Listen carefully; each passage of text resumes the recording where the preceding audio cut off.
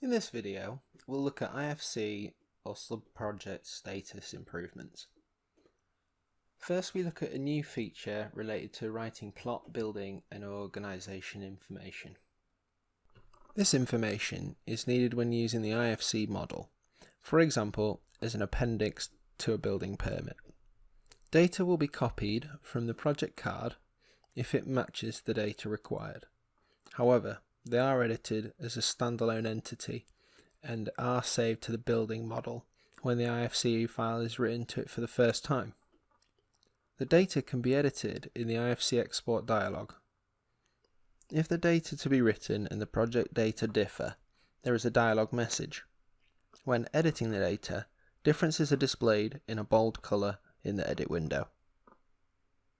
The object's context pop-up menu now has a common properties feature.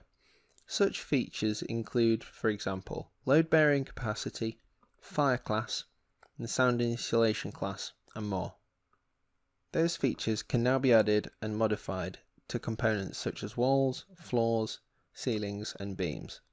Properties can also be written to an IFC file. They are added to the IFC property sets with the desired keyword. The accuracy of geographic coordinates has now been increased to parts per million.